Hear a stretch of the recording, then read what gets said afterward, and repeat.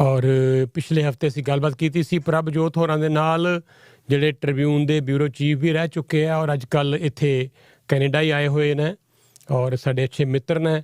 ਔਰ ਅਸੀਂ ਬੜੀ ਖਾਸ ਵਿਚਾਰ ਚਰਚਾ ਕੀਤੀ ਸੀ, ਜਿਹੜੀ ਬੜੀ ਤੁਸੀਂ ਪਸੰਦ ਵੀ ਕੀਤੀ। ਦੂਰ ਦੂਰ ਤੋਂ ਮੈਨੂੰ ਤੁਹਾਡੇ ਮੈਸੇਜਸ ਵੀ ਆਏ ਕਿ ਇਸ ਵਾਰ ਜਿਹੜੇ NRIs ਨੇ ਪੰਜਾਬੀ, ਉਹ ਪੰਜਾਬ ਦੀਆਂ ਚੋਣਾਂ ਨੂੰ ਲੈ ਕੇ ਉਹਨੇ ਉਤਸੁਕਤ, ਉਹਨੇ ਈਗਰ ਨਜ਼ਰ ਕਿਉਂ ਨਹੀਂ ਆ ਰਹੇ। ਉਹਨਾਂ ਚਾਅ ਪੰਜਾਬੀਆਂ ਨੂੰ ਇਸ ਵਾਰ ਪੰਜਾਬ ਦੀਆਂ ਚੋਣਾਂ ਦਾ, ਵੋਟਾਂ ਦਾ ਕਿਉਂ ਨਹੀਂ ਸੀ। ਇੰਨਾ ਹਿੱਸਾ ਉਹਨਾਂ ਨੇ ਇਸ ਵਾਰ ਕਿਉਂ ਨਹੀਂ ਲਿਆ। ਇਹ ਆਪਣੇ ਆਪ 'ਚ ਇੱਕ ਬੜਾ ਵੱਡਾ ਸਵਾਲ ਆ। ਉਹਦੇ ਕਈ ਫੈਕਟਰ ਸੀ ਔਰ ਉਹਦੇ 'ਚ ਪਹਿਲਾ ਫੈਕਟਰ ਤਾਂ ਸ਼ਾਇਦ ਇਹੀ ਹੈ ਕਿ ਜਿਹੜੇ ਹੁਣ ਪੰਜਾਬ ਦੇ ਲੀਡਰ ਹੈ ਉਹ ਕੈਨੇਡਾ ਦਾ ਰੁਖ ਘੱਟ ਕਰਦੇ ਹੈ। ਇੱਕ ਤਾਂ ਉਹ ਇਹ ਹੈ ਕਿ ਉਹ ਝੂਠ ਬੋਲ ਕੇ ਪਹਿਲਾਂ ਉੱਥੋਂ ਵੀਜ਼ਾ ਲੈ ਕੇ ਆਉਂਦੇ ਸੀ, ਸੈਰ ਸਪਾਟੇ ਦਾ, ਵਿਜ਼ਟਰ ਵੀਜ਼ਾ, ਟੂਰਿਸਟ ਵੀਜ਼ਾ, ਚੋਣ ਰੈਲੀਆਂ ਇੱਥੇ ਆ ਕੇ ਕਰਦੇ ਸੀ, ਜੋ ਕਿ ਉਹਨਾਂ ਦਾ ਜਿਹੜਾ ਐਫੀਡੇਵਿਟ ਦਿੱਤਾ ਹੁੰਦਾ ਸੀ ਉਹਦੀ ਖਿਲਾਫ ਵਰਜ਼ੀ ਹੁੰਦੀ ਸੀ। ਤਾਂ ਕਈ ਕੈਪਟਨ ਅਮਰਿੰਦਰ ਸਿੰਘ ਨੂੰ ਨਹੀਂ ਆਉਣ ਦਿੱਤਾ ਗਿਆ। ਤਾਂ ਇਹ ਇੱਕ ਸੀਰੀਅਸ ਮਾਮਲਾ ਹੈ ਜਿਹੜਾ ਸ਼ਾਇਦ ਪੰਜਾਬ ਦੇ ਲੀਡਰ ਸਮਝ ਚੁੱਕੇ ਹੈ ਕਿ ਅਸੀਂ ਹੁਣ ਚੋਣ ਰੈਲੀਆਂ, ਪੋਲੀਟੀਕਲ ਰੈਲੀਆਂ ਕੈਨੇਡਾ ਜਾ ਕੇ ਨਹੀਂ ਕਰ ਸਕਦੇ ਜੇ ਅਸੀਂ ਇਹ ਕਹਿ ਕੇ ਜਾ ਰਹੇ ਹਾਂ ਕਿ ਅਸੀਂ ਤਾਂ ਜੀ ਉੱਥੇ ਘੁੰਮਣ ਫਿਰਨ ਲਈ ਚੱਲੇ ਹਾਂ। ਦੂਜਾ, ਜਿਹੜਾ ਪੈਸਾ ਇੱਥੋਂ ਜਾਂਦਾ ਸੀ, ਖਾਸ ਤੌਰ 'ਤੇ ਅਸੀਂ ਦੇਖਿਆ ਆਮ ਆਦਮੀ ਪਾਰਟੀ ਨੂੰ ਲੱਖਾਂ ਨੇ, ਕਰੋੜਾਂ ਦੇ ਵਿੱਚ ਫੰਡ ਭੇਜੇ ਗਏ। ਹੁਣ ਪਾਬੰਦੀ ਬਹੁਤ ਸਖਤ ਹੋ ਗਈ ਉੱਥੇ, ਇਸ ਕਰਕੇ ਕਿ ਫੰਡ ਵੀ ਜ਼ਿਆਦਾ ਨਹੀਂ ਭੇਜਿਆ ਗਿਆ। ਔਰ ਤੀਜੀ ਗੱਲ ਸ਼ਾਇਦ ਇਹ ਵੀ ਹੈ ਕਿ ਪੰਜਾਬ ਦੇ ਜਿਹੜੇ ਪੰਜਾਬੀ ਜਿਹੜੇ ਲੋਕ ਹੈ, ਜਿਨ੍ਹਾਂ ਨੇ ਬਹੁਤ ਜ਼ਿਆਦਾ ਸਮਰਥਨ ਹਰ ਵਾਰੀ ਪੋਲੀਟੀਕਲ ਪਾਰਟੀਆਂ ਨੂੰ ਦਿੱਤਾ ਇੱਥੋਂ, ਨਾਲ ਦੀ ਨਾਲ ਹੀ ਜਿਨ੍ਹਾਂ ਲੋਕਾਂ ਨੇ ਖਾਸ ਤੌਰ 'ਤੇ ਜਿਹੜਾ ਕਿਸਾਨ ਸੰਘਰਸ਼ ਚੱਲਿਆ, ਅਨਪ੍ਰੈਸੀਡੈਂਟਡ ਹਮਾਇਤ ਇੱਥੋਂ ਵੀ ਗਈ ਬਾਹਰਲੇ ਮੁਲਕਾਂ 'ਚੋਂ, ਖਾਸ ਤੌਰ 'ਤੇ ਕੈਨੇਡਾ, ਅਮਰੀਕਾ ਵਰਗੇ ਕੰਟਰੀਆਂ ਤੋਂ। ਪਰ ਹੁਣ ਉਹਨਾਂ ਨੂੰ ਐਂ ਲੱਗਣ ਲੱਗ ਪਿਆ ਕਿ ਪੰਜਾਬ ਦਾ ਕੁਛ ਬਣਦਾ ਨਜ਼ਰ ਨਹੀਂ ਆ ਰਿਹਾ। ਇੱਕ ਪਾਰਟੀ ਉੱਤਰ ਕਾਟੋ ਮੈਂ ਚੜੀ, ਇੱਕ ਗਈ ਤੇ ਦੂਜੀ ਆਈ, ਘੱਟ ਕੋਈ ਨਹੀਂ। ਤਾਂ ਐਂ ਲੱਗਦਾ ਹੈ ਕਿ ਉਹਨਾਂ ਨੂੰ ਇਹ ਲੱਗਣ ਲੱਗ ਪਿਆ ਕਿ ਪੰਜਾਬ ਦਾ ਕੁਛ ਸੁਧਾਰ ਹੋਣ ਵਾਲਾ ਨਹੀਂ ਹੈ। ਬਹੁਤ ਜ਼ੋਰ ਲਾ ਕੇ ਦੇਖ ਲਿਆ, ਪੈਸੇ ਵੀ ਲਾਏ, ਸਮਾਂ ਵੀ ਲਾਇਆ, ਪਰ ਕੁਛ ਬਣੀ ਨਹੀਂ ਗੱਲ। ਅਤੇ ਕੁਛ ਨਜ਼ਰ ਹੁੰਦਾ ਆ ਵੀ ਨਹੀਂ ਰਿਹਾ ਅੱਗੇ। ਸ਼ਾਇਦ ਕਈ ਫੈਕਟਰ ਹੋਣਗੇ ਜਿਹਦੇ ਕਰਕੇ ਐਤਕੀ ਚਰਚਾ ਤਾਂ ਜ਼ਰੂਰ ਹੁੰਦੀ ਹੈ ਰੇਡੀਓ 'ਤੇ, ਅਖਬਾਰਾਂ ਦੇ ਵਿੱਚ, ਮੀਡੀਆ 'ਚ, ਪਰ ਉੱਦਾਂ ਉਤਸ਼ਾਹ ਕਿਸੇ ਵੀ ਪਾਰਟੀ ਨੂੰ ਲੈ ਕੇ ਬਹੁਤਾ ਦੇਖਣ 'ਚ ਲੋਕਾਂ 'ਚ ਨਜ਼ਰ ਨਹੀਂ ਆਇਆ। ਇਹ ਸਾਰੇ ਦੀ ਵਿਚਾਰ ਚਰਚਾ ਫਿਰ ਵੀ ਅਸੀਂ ਕਰਦੇ ਰਹੇ ਹਾਂ, ਕਰਦੇ ਰਹਾਂਗੇ।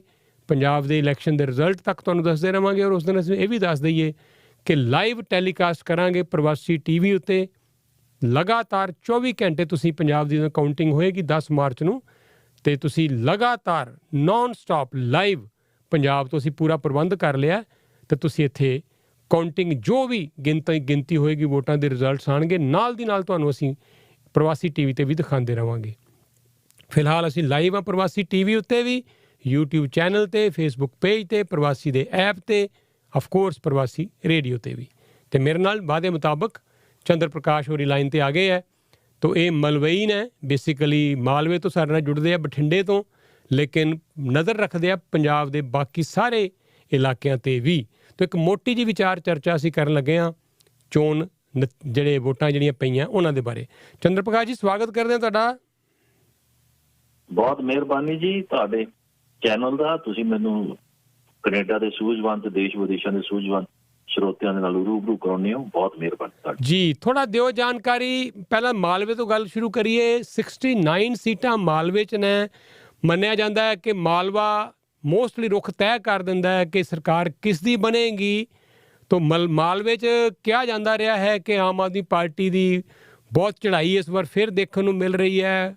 ਵੱਡੇ ਵੱਡੇ ਇਕੱਠ ਹੋ ਰਹੇ ਹੈ, ਵੱਡੇ ਵੱਡੇ ਜਿਹੜੇ ਕੱਢੇ ਗਏ, ਮਤਲਬ ਰੈਲੀਆਂ ਕੱਢੀਆਂ ਗਈਆਂ ਆਮ ਆਦਮੀ ਪਾਰਟੀ ਵਾਸਤੇ। ਭਗਵੰਤ ਮਾਨ ਜਿੱਥੇ ਜਾ ਰਹੇ ਸੀ, ਫੁੱਲਾਂ ਦੀ ਵਰਖਾ ਹੋ ਰਹੀ ਸੀ। ਤਾਂ ਮਾਲਵਾ ਕਿਸ ਪਾਸੇ ਨੂੰ ਬੈਠੇਗਾ? ਕਈ ਫੈਕਟਰ ਨੇ ਮਾਲਵੇ ਦੇ। ਤਾਂ ਪਹਿਲਾਂ ਤਾਂ ਮਾਲਵੇ ਤੋਂ ਸ਼ੁਰੂ ਕਰੀਏ, ਫਿਰ ਬਾਕੀ ਮਾਝਾ ਦੁਆਬਾ ਵੀ ਕਰਦੇ ਹਾਂ ਗੱਲ। ਦੇਖੋ ਜੀ, ਮਾਲਵਾ ਜੋ ਪੰਜਾਬ ਦਾ ਖਿੱਤਾ, ਸਭ ਤੋਂ ਵੱਡਾ ਖਿੱਤਾ, ਮਾਝਾ ਤੇ ਦੁਆਬਾ, 3 ਖਿੱਤੇ ਪੰਜਾਬ ਦੇ ਨੇ। ਮਾਲਵਾ ਹੀ ਡਿਸਾਈਡ ਕਰਦਾ ਵੀ ਆਉਣ ਵਾਲਾ ਮੁੱਖ ਮੰਤਰੀ ਕੌਣ ਹੋਏਗਾ ਜਾਂ ਆਉਣ ਵਾਲੀ ਕਿਹੜੀ ਪਾਰਟੀ ਸੱਤਾ ਦਾ ਸੁੱਖ ਭੋਗੇਗੀ ਜੀ। ਹੁਣ ਤੱਕ 1966 ਤੋਂ ਜਦੋਂ ਮੁੜ ਬਣਤਰ ਹੋਈ ਪੰਜਾਬ ਦੀ, ਗਰੀਬ ਪੰਜਾਬ ਦੇ ਹਰਿਆਣਾ ਤੇ ਹਿਮਾਚਲ ਨਿਕਲੇ, ਤਾਂ ਉਸ ਤੋਂ ਬਾਅਦ ਇੱਕ ਚੀਫ ਮਿਨਿਸਟਰ ਨੂੰ ਛੱਡ ਕੇ, ਸਰਦਾਰ ਦਰਬਾਰਾ ਸਿੰਘ ਚੌਹਾਨ ਨੂੰ ਛੱਡ ਕੇ, ਸਾਰੇ ਮੁੱਖ ਮੰਤਰੀ ਮਾਲਵੇ ਦੇ ਵਿੱਚੋਂ ਹੀ ਪੰਜਾਬ ਨੂੰ ਮਿਲੇ ਜੀ। ਅੱਜ ਦੀ ਜਿਹੜੀ ਸਿਆਸਤ ਆ, ਜਿਹਦਾ ਕੱਲ ਇਲੈਕਸ਼ਨ ਹੋਏ 20 ਫਰਵਰੀ 2022 ਨੂੰ, ਜਿਹੜੇ ਵਿਧਾਨ ਸਭਾ ਚੋਣਾਂ ਦੇ ਇਲੈਕਸ਼ਨ ਕੱਲ ਖਤਮ ਹੋਏ, ਵੋਟਾਂ ਪਈਆਂ, ਉਹਦੇ ਵਿੱਚ ਜਿਹੜੀ ਤੁਸੀਂ ਆਪ ਦੀ ਚੜ੍ਹਾਈ ਦੀ ਗੱਲ ਕੀਤੀ, ਆਪ ਦਾ ਦਬਦਬਾ ਤਾਂ ਜ਼ਰੂਰ ਹੀ ਨਜ਼ਰ ਆਇਆ, ਇਸ ਨੂੰ ਕੋਈ ਮੰਨੇ ਚਾਹੇ ਨਾ ਮੰਨੇ ਜੀ। ਤੇ ਕੱਲ ਤੱਕ ਦੀਆਂ ਇੰਡੀਕੇਸ਼ਨ ਜਾਂ ਅੱਜ ਦੀਆਂ ਇੰਡੀਕੇਸ਼ਨ, ਪੋਸਟ ਪੋਲ ਐਨਾਲਿਸਿਸ ਜਿਹੜੇ ਵੀ ਹੋਏ, ਖੁੰਡ ਚਰਚਾਵਾਂ ਵੀ ਹੋਈਆਂ, ਜਾਂ ਇੱਕ ਦੂਜੇ ਨਾਲ ਜਦੋਂ ਮਹਿਫਲਾਂ ਦੇ ਵਿੱਚ ਗੱਲਾਂ ਹੋਈਆਂ ਜਾਂ ਕਿਤੇ ਬੈਠਕਾਂ ਦੇ ਵਿੱਚ ਗੱਲਾਂ ਹੋਈਆਂ, ਤਾਂ ਅੱਜ ਵੀ ਇਸ ਗੱਲ ਨੇ ਆਪਣੇ ਆਪ ਨੂੰ ਮਜ਼ਬੂਤੀ ਨਾਲ ਪੇਸ਼ ਕੀਤਾ ਕਿ ਮਾਲਵੇ ਦੇ ਵਿੱਚ ਐਕਤੀ ਵਾਰ ਆਪ ਦੀ ਤੂਤੀ ਬੋਲੂਗੀ। ਇਸ ਗੱਲ ਨੂੰ ਲੋਕਾਂ ਨੇ ਬੜੇ ਵਧੀਆ ਤਰੀਕੇ ਨਾਲ ਐਕਸੈਪਟ ਵੀ ਕੀਤਾ। ਇਸ ਗੱਲ ਤੇ ਕੋਈ ਬਾਲਾ ਬਾਤ ਵਿਵਾਦ ਨਹੀਂ ਹੋਇਆ ਜੀ। ਸੱਟਾ ਵੀ ਸਾਡੇ ਚੱਲਦਾ, ਇੱਥੇ ਸੱਟਾ ਵੀ ਚੱਲਦਾ। ਸੱਟੇ ਨੇ ਹਾਲ ਤੱਕ ਆਪ ਨੂੰ ਇੰਨਾ ਕੁ ਦਿਖਾਇਆ ਕਿ ਆਪ ਸਰਕਾਰ ਬਣਾਉਣ ਦੀ ਸਥਿਤੀ ਦੇ ਵਿੱਚ ਹੈ। ਮਾਲਵੇ ਦੀਆਂ 69 ਸੀਟਾਂ ਨੇ, ਮਾਲਵੇ ਦੇ ਵਿੱਚੋਂ ਹੀ ਭਗਵੰਤ ਮਾਨ ਲੜ ਰਿਹਾ, ਮਾਲਵੇ ਦੇ ਵਿੱਚੋਂ ਹੀ ਜਿਹੜਾ ਕਾਂਗਰਸ ਦਾ CM ਚੰਨੀ, ਉਹ ਮਾਲਵੇ ਦੀ ਇੱਕ ਸੀਟ ਤੋਂ ਲੜ ਰਿਹਾ, ਭਦੌੜ ਤੋਂ। ਮਾਲਵੇ ਦੇ ਵਿੱਚੋਂ ਹੀ ਪੁਰਾਣਾ ਮੁੱਖ ਮੰਤਰੀ ਪ੍ਰਕਾਸ਼ ਸਿੰਘ ਬਾਦਲ ਲੜ ਰਿਹਾ, ਮਾਲਵੇ ਦੇ ਵਿੱਚੋਂ ਹੀ ਕੈਪਟਨ ਅਮਰਿੰਦਰ ਸਿੰਘ ਲੜ ਰਿਹਾ, ਤੇ ਮਾਲਵੇ ਦੇ ਵਿੱਚੋਂ ਹੀ ਹੋਰ ਬਹੁਤ ਦਿੱਗਜ ਨੇਤਾ ਲੜ ਰਹੇ ਨੇ, ਜਿਹੜਾ ਸੁਖਬੀਰ ਬਾਦਲ ਵੀ ਸ਼ਾਮਲ ਹੈ। ਸੁਖਬੀਰ ਬਾਦਲ ਵੀ ਸ਼ਾਮਲ ਹੈ, ਹੋਰ ਬਹੁਤ ਦਿੱਗਜ ਨੇਤਾ ਨੇ ਜਿਹੜੇ ਮਾਲਵੇ ਦੇ ਕਿਸੇ ਨਾ ਕਿਸੇ ਹਲਕੇ ਵਿੱਚੋਂ ਆਪਦੀ ਕਿਸਮਤ ਅਜਮਾ ਰਹੇ ਨੇ ਇਸ ਇਲੈਕਸ਼ਨਾਂ ਦੇ ਵਿੱਚ। ਤੇ ਪਰ ਇਹ 2017 ਦੇ ਵਿੱਚ ਵੀ ਮਾਲਵੇ ਦੇ ਵਿੱਚ ਆਪ ਦੀ ਬੜੀ ਲਹਿਰ ਸੀ, ਬੜੀ ਭਾਰੂ ਸੀ ਉਹ, ਠੀਕ ਹੈ। ਪਰ ਉਹ ਐਨ ਮੌਕੇ ਤੇ ਮੌੜ ਮੰਡੀ ਦਾ ਬੰਬ ਬਲਾਸਟ, ਉਦੋਂ ਪਹਿਲਾਂ ਮੋਗੇ ਉਹਨਾਂ ਦਾ ਰਹਿਣਾ, ਉਹਨੇ ਕੁਛ ਨਾ ਕੁਛ ਲੋਕਾਂ ਦੇ ਮਨਾਂ ਦੇ ਵਿੱਚ ਖਦਸ਼ਾ ਪੈਦਾ ਕੀਤਾ। ਐਕਟਿਵ ਹੀ ਹੋਈ ਦਾ ਖੇਡਿਆ ਗਿਆ। ਜਦੋਂ ਇੱਕ ਕੁਮਾਰ ਵਿਸ਼ਵਾਸ ਦੀ ਆਡੀਓ 'ਚ ਵੀਡੀਓ ਆਈ, ਜਾਂ ਹੋਰ ਆਇਆ ਖਾਲਿਸਤਾਨ ਦਾ ਇੱਕ ਵੀਡੀਓ ਆਈ, ਇਸ ਤਰ੍ਹਾਂ ਵੀ ਤਾਂ ਕਿ ਇਹਨਾਂ ਦੇ ਮਨਾਂ ਦੇ ਵਿੱਚ, ਲੋਕਾਂ ਦੇ ਮਨਾਂ ਦੇ ਵਿੱਚ ਡਰ ਪਾਇਆ ਜਾਵੇ ਤਾਂ ਕਿ ਆਪ ਦੀ ਵੋਟ ਪਰਸੈਂਟੇਜ ਘਟੇ। ਉਹਦਾ ਪਿਛਲੇ 3 ਦਿਨਾਂ ਦਾ ਕਿੰਨਾ ਕੁ ਅਸਰ ਪੈਣਾ, ਉਹ ਆਉਣ ਵਾਲੀ 10 ਮਾਰਚ ਨੂੰ ਪਤਾ ਲੱਗੇਗਾ। ਪਰ ਬਾਏ ਐਂਡ ਲਾਰਜ ਮੋਟੇ ਤੌਰ ਤੇ ਆਪ ਦੀ ਐਕਟਿਵ ਵਾਰ ਇਸ ਚੋਣਾਂ ਦੇ ਵਿੱਚ ਝੰਡੀ ਬੜੀ ਬੁਲੰਦ ਰਹੀ ਹੈ। ਥੋੜਾ ਦੱਸੋ ਚੰਦਰ ਪ੍ਰਕਾਸ਼ ਜੀ ਕਿ ਪਿਛਲੀ ਵਾਰ 77% ਵੋਟਾਂ ਪਈਆਂ ਸੀ ਪੰਜਾਬ ਦੇ ਵਿੱਚ, ਤੇ ਤਾਂ ਵੀ ਆਮ ਆਦਮੀ ਪਾਰਟੀ 20 ਸੀਟਾਂ ਤੇ ਆ ਕੇ ਸਿਮਟ ਗਈ। ਐਤਕੀ ਸੀਟਾਂ ਜਿਹੜੀਆਂ ਵੋਟਾਂ ਪਈਆਂ ਸਾਰੀਆਂ 63-64% ਤੋਂ 13-14% ਵੋਟ ਘੱਟ ਪੈਣੀ। ਆਮ ਤੌਰ ਤੇ ਇੱਕ ਥੰਬ ਰੂਲ ਮੰਨਿਆ ਜਾਂਦਾ ਹੈ ਕਿ ਜਦੋਂ ਵੋਟਾਂ ਘੱਟ ਪੋਲ ਹੋਣ, ਇਹਦਾ ਮੌਕੇ ਦੀ ਸਰਕਾਰ ਨੂੰ ਫਾਇਦਾ ਹੁੰਦਾ ਹੈ, ਮਤਲਬ ਲੋਕਾਂ 'ਚੋਂ ਕੋਈ ਵੱਡਾ ਉਤਸ਼ਾਹ ਨਹੀਂ ਸਰਕਾਰ ਬਦਲਣ ਦਾ, ਕਿਉਂਕਿ ਜਦੋਂ ਲੋਕ ਬਦਲਣਾ ਚਾਹੁੰਦੇ ਆ ਸਰਕਾਰ ਨੂੰ, ਨਵੀਂ ਸਰਕਾਰ ਲਿਆਉਣਾ ਚਾਹੁੰਦੇ ਆ, ਬਦਲਾਵ ਲਿਆਉਣਾ ਚਾਹੁੰਦੇ ਆ, ਉਦੋਂ ਬਹੁਤ ਜ਼ਿਆਦਾ ਇੰਟਰਸਟ ਦਿਖਾਉਂਦੇ ਆ ਉਹ ਵੋਟਾਂ ਦੇ ਵਿੱਚ। ਤਾਂ 13-14% ਵੋਟ ਦਾ ਘੱਟ ਪੋਲ ਹੋਣਾ, ਇਹ ਕਿਸ ਪਾਰਟੀ ਨੂੰ ਨੁਕਸਾਨਦੇਹ ਹੋ ਸਕਦਾ, ਕਿਸ ਪਾਰਟੀ ਨੂੰ ਫਾਇਦੇਮੰਦ ਹੋ ਸਕਦਾ? ਦੇਖੋ ਜੀ, ਪਹਿਲਾਂ ਤਾਂ ਵੋਟਾਂ ਦੀ ਗੱਲ ਕਰ ਲਈਏ, ਇਹ ਬੜਾ ਟੈਕਨੀਕਲ ਤਕਨੀਕੀ ਆંકੜਿਆਂ ਵਾਲਾ ਸਵਾਲ ਹੈ ਜੀ। ਸਾਡੇ ਬਠਿੰਡੇ ਦੀ ਮੈਂ ਜੇ ਗੱਲ ਕਰਾਂ ਉਦਾਹਰਨ ਦੇ ਤੌਰ ਤੇ, 2,11,000 ਵੋਟ ਸੀ ਪਿਛਲੇ 2017 ਚ ਬਠਿੰਡਾ ਸ਼ਹਿਰੀ ਹਲਕੇ ਦੀ ਜੀ। ਐਤਕੀ 2,30,000 ਹੋ ਗਈ। ਠੀਕ ਹੈ ਜੀ। ਪਿਛਲੀ ਵਾਰ ਸਾਨੂੰ ਜਿੰਨੀ ਪਈ ਸੀ ਐਤਕੀ ਉਨੀ ਪੈ ਗਈ।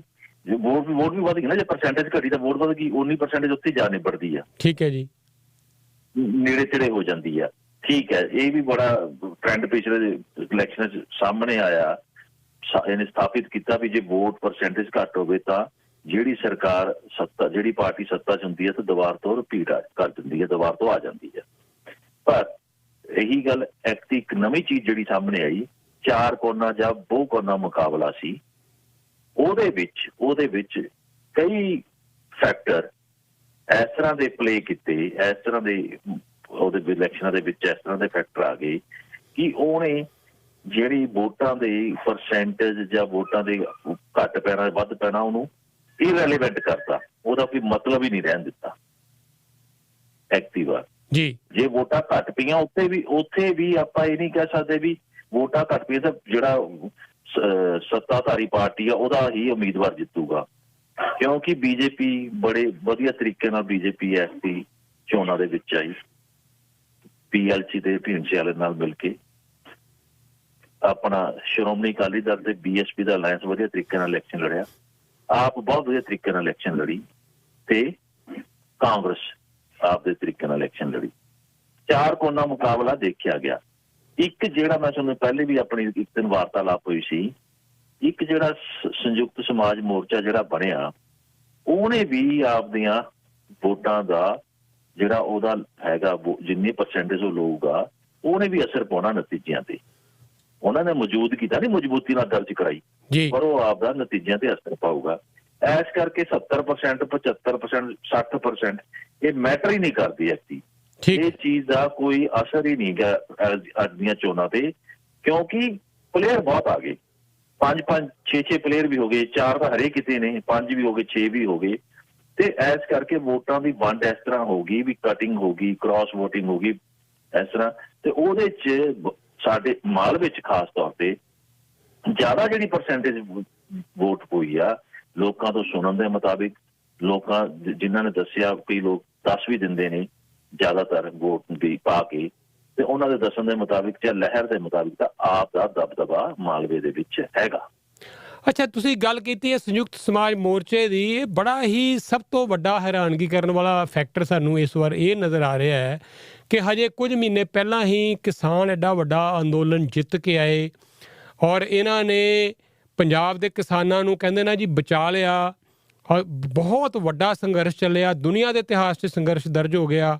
ਪਰ ਤਾਜ਼ੇ ਹਜੇ ਉਹ ਵੋਟਾਂ ਦੇ ਵਿੱਚ ਆਏ ਸੀ ਔਰ ਪਾਰਟੀ ਠੀਕ ਹੈ ਹਜੇ ਬਹੁਤੀ ਸੰਗਠਿਤ ਨਹੀਂ ਸੀ, ਪਰ ਜਿਸ ਤਰੀਕੇ ਨਾਲ ਉਹਨੇ ਅੰਦੋਲਨ ਲੜਿਆ, ਜਿਸ ਤਰ੍ਹਾਂ ਉਹਨਾਂ ਦਾ ਨੈਟਵਰਕ ਬਣ ਚੁੱਕਾ ਸੀ, ਹੋਇਆ ਕੀ ਔਰ ਕੀ ਪੰਜਾਬ ਦੇ ਜਿਹੜੇ ਲੋਕ ਹੈ ਉਹ ਕੀ ਨਾ ਸ਼ੁਕਰੇ ਨੇ ਇੰਨੇ ਜ਼ਿਆਦਾ ਕਿ ਜਿਹਨਾਂ ਆਗੂਆਂ ਨੇ ਉਹਨਾਂ ਨੂੰ ਉਹਨਾਂ ਦੇ ਜ਼ਮੀਨਾਂ ਵਿੱਚ ਬਚਾ ਦਿੱਤੀਆਂ। 750 ਬੰਦਾ ਜਾਨ ਗਵਾ ਬੈਠਾ, ਜਿਹੜਾ ਉਹਨਾਂ ਨੇ ਜੋ ਹਾਲਾਤਾਂ 'ਚ ਉੱਥੇ ਸਮਾਂ ਕੱਟਿਆ, ਕਿਵੇਂ ਭੁੱਲ ਗਏ ਉਹ ਇੰਨੀ ਛੇਤੀ ਕਿ ਇੱਕਦਮ ਹੀ ਉਹਨਾਂ ਨੇ ਵਿਸਾਰ ਦਿੱਤਾ। ਔਰ ਹਾਲਾਤ ਇਹ ਹੈ ਕਿ ਕਿਸਾਨ ਜਿਹੜੇ ਬਹੁਤੇ ਲੀਡਰ ਸੀ ਉਹ ਆਪ ਚੋਣ ਜਿੱਤਦੇ ਨਜ਼ਰ ਨਹੀਂ ਆ ਰਹੇ। ਲੱਗਦਾ ਨਹੀਂ ਕਿ 1 ਜਾਂ 2 ਸੀਟਾਂ ਵੀ ਉਹਨਾਂ ਨੂੰ ਮਿਲਣਗੀਆਂ। ਇਹਦਾ ਮਤਲਬ ਫਿਰ ਹੈ ਕੀ ਸੀ? ਕੀ ਇਹ ਮੌਕਾ ਪ੍ਰਸਤੀ ਸੀ? ਆਪਣੀਆਂ ਜ਼ਮੀਨਾਂ ਬਚਾਉਣ ਦੇ ਲਈ ਇਕੱਠੇ ਹੋਏ ਸੀ, ਜਦੋਂ ਜ਼ਮੀਨਾਂ ਪਤਾ ਲੱਗਾ ਬਚ ਗਈਆਂ, ਖਿੰਡਰ ਪੁੰਡਰ ਗਏ ਔਰ ਉਹ ਜਿਹੜਾ ਸੰਯੁਕਤ ਸਮਾਜ ਮੋਰਚਾ ਸੀ, ਸੰਯੁਕਤ ਕਿਸਾਨ ਮੋਰਚਾ ਸੀ, ਉਹ ਖਿੰਡ ਪੁੰਡ ਗਿਆ। ਹੁਣ ਦੇਖੋ ਜੀ ਰਜਿੰਦਰ ਸਾਹਿਬ, ਮੇਰੀ ਇੱਕ ਬੇਨਤੀ ਸੁਣੋ ਜੀ।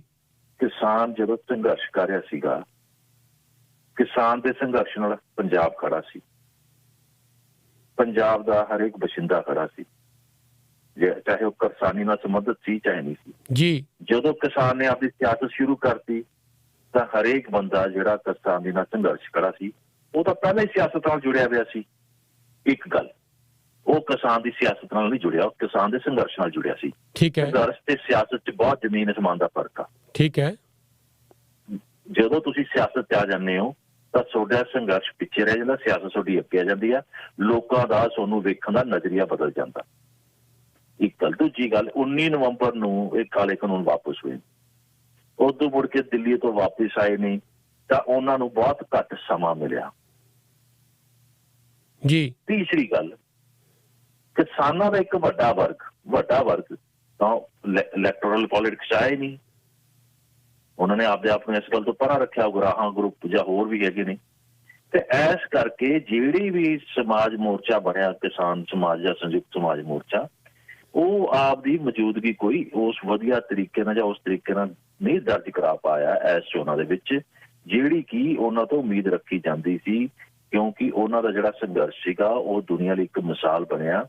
ਉਹਨਾਂ ਦੇ ਸਮੇਂ ਦੀ ਸਰਕਾਰ ਤੇ ਪ੍ਰੈਸ਼ਰ ਪਾਇਆ, ਸਮੇਂ ਦੀ ਸਰਕਾਰ ਨੂੰ ਝੁਕਣਾ ਪਿਆ, ਸਮੇਂ ਦੀ ਸਰਕਾਰ ਨੇ ਬੜੇ ਤਰ੍ਹਾਂ ਦੇ ਹੱਥਕੰਡੇ ਵਰਤੇ ਤੇ ਕਿਸਾਨਾਂ ਨੇ ਹਰੇਕ ਤਰ੍ਹਾਂ ਦੇ ਹੱਥਕੰਡੇ ਨੂੰ ਹਰਾਇਆ। ਪਰ ਪੰਜਾਬ ਦੀ ਸਿਆਸਤ ਦੇ ਵਿੱਚ ਕਿਸਾਨ ਉਹ ਜਲਵਾ ਨਹੀਂ ਦਿਖਾ ਪਾਏ, ਕਿਉਂਕਿ ਸੰਘਰਸ਼ ਤੇ ਸਿਆਸਤ ਦੇ ਵਿੱਚ ਫਰਕ ਹੁੰਦਾ।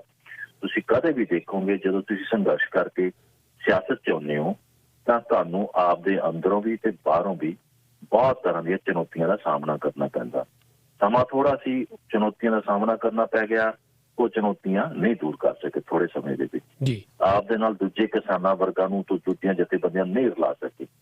ਇਸ ਕਰਕੇ ਇਹਨਾਂ ਦੀ ਕੋਈ ਮੌਜੂਦਗੀ ਜਿਹੜੀ ਹੈਗੀ ਮਜ਼ਬੂਤੀ ਨਾਲ ਦਰਜ ਨਹੀਂ ਹੋਣੀ। ਦੂਜੀ, ਜਿਹੜੇ ਤੁਸੀਂ ਇੱਕ ਸਵਾਲ ਪੁੱਛਿਆ ਪੰਜਾਬ ਦੇ ਲੋਕ ਨਾ ਸ਼ੁਕਰੇ, ਬਿਲਕੁਲ ਨਹੀਂ ਪੰਜਾਬ ਦੇ ਲੋਕ ਨਾ ਸ਼ੁਕਰੇ। ਪੰਜਾਬ ਦੇ ਲੋਕਾਂ ਨੇ ਕਿਸਾਨਾਂ ਦਾ ਸਾਥ ਦਿੱਤਾ, ਇੰਨਾ ਕੁ ਰਾਸ਼ਨ ਪਹੁੰਚਾਇਆ ਪੰਜਾਬ ਦੇ ਲੋਕਾਂ ਨੇ ਦਿੱਲੀ, ਸਿੰਘੂ ਬਾਰਡਰ ਤੇ, ਗਾਜੀਪੁਰ ਤੇ, ਟਿੱਕਰੀ ਬਾਰਡਰ ਤੇ ਵੀ ਲੋਕ ਜਿਹਦੀ 100 ਰੁਪਏ ਦੀ ਔਕਾਤ ਨਹੀਂ ਸੀ, ਉਹਨੇ ਵੀ 110 ਰੁਪਏ ਆਪਣੀ ਜੇਬ ਚੋਂ ਦਿੱਤੇ ਨੇ। ਪੰਜਾਬ ਦੇ ਲੋਕ ਜਿੰਨਾ ਚਿਰ ਸੰਘਰਸ਼ੀ ਨਾਲ ਖੜੇ, ਪਰ ਸਿਆਸਤ ਦੇ ਵਿੱਚ ਹਰੇਕ ਬੰਦੇ ਦੀ ਸਿਆਸਤ ਦੀ ਸੋਚ ਆਪਦੀ ਆ, ਉਹ ਨਿੱਜ ਨਾਲ ਜੁੜੀ ਆ। ਇਸ ਕਰਕੇ ਉਹਨੂੰ ਜਿਹਨੂੰ ਕਿਸਾਨ ਦੀ ਸਿਆਸਤ ਚੰਗੀ ਲੱਗੀ ਉਹਦੇ ਨਾਲ ਖੜ ਗਿਆ, ਜਿਹਨੂੰ ਕਾਂਗਰਸ ਦੀ ਸਿਆਸਤ ਚੰਗੀ ਲੱਗੀ ਉਹਦੇ ਨਾਲ ਖੜ ਗਿਆ। ਪਰ ਜਦੋਂ ਸੰਘਰਸ਼ ਸੀਗਾ ਉਹ ਸਿਆਸਤ ਉੱਤੇ ਉੱਠ ਕੇ ਸੰਘਰਸ਼ ਨਾਲ ਖੜੇ ਸੀਗੇ ਜੀ। ਹਾਂ, ਇੱਕ ਗੱਲ ਮੈਂ ਤੁਹਾਨੂੰ ਜ਼ਰੂਰ ਮੰਨਣਾ ਚਾਹੁੰਦਾ ਵੀ ਪੰਜਾਬ ਦੇ ਲੋਕ ਨਾ ਸ਼ੁਕਰੇ ਨਹੀਂ, ਪੰਜਾਬ ਦੇ ਇੱਕ ਲੀਡਰਾਂ 'ਚ ਇੱਕ ਵੱਡਾ ਵਰਗ ਨਾ ਸ਼ੁਕਰਾ, ਮੋਟੀ ਚਮੜੀ ਦਾ, ਠੀਕ ਹੈ। 750 ਕਿਸਾਨਾਂ ਦੀ ਸ਼ਹਾਦਤ ਦਾ ਉਹਨਾਂ ਤੇ ਕੋਈ ਅਸਰ ਨਹੀਂ, ਨਾ ਹੀ ਉਹਨਾਂ ਨੇ ਇਸ ਚੋਣਾਂ ਦੇ ਵਿੱਚ ਮੁੱਦਾ ਬਣਾਇਆ। ਇਸ ਕਰਕੇ ਲੀਡਰ ਜਿਹੜੇ ਸਟੇਜਾਂ ਤੇ ਜਾ ਕੇ ਕੈਸ਼ਿੰਗ ਕਰਨ ਦੀ ਕੋਸ਼ਿਸ਼ ਕਰਦੇ ਸੀ ਜਾਂ ਚਾਹੁੰਦੇ ਸੀ ਵੀ ਕਿਸਾਨੀ ਤੇ ਅਸੀਂ ਹਮਦਰਦੀ ਲੈ ਲਈਏ, ਉਹਨਾਂ ਦੀ ਲੈ ਲਈਏ, ਉਹਨਾਂ ਲਈ ਕਿਸਾਨੀ ਦੇ ਵਿੱਚ ਸੰਘਰਸ਼ ਦੇ ਵਿੱਚ 750 ਕਿਸਾਨਾਂ ਦੀ ਸ਼ਹਾਦਤ ਦਾ ਕੋਈ ਅਸਰ ਨਹੀਂ, ਉਹਨਾਂ ਲਈ ਕੋਈ ਮਾਇਨੇ ਨਹੀਂ ਰੱਖਦੀ। ਉਹ ਨਾ ਸ਼ੁਕਰੇ ਨੇ, ਉਹ ਮੋਟੀ ਚਮੜੀ ਦੇ।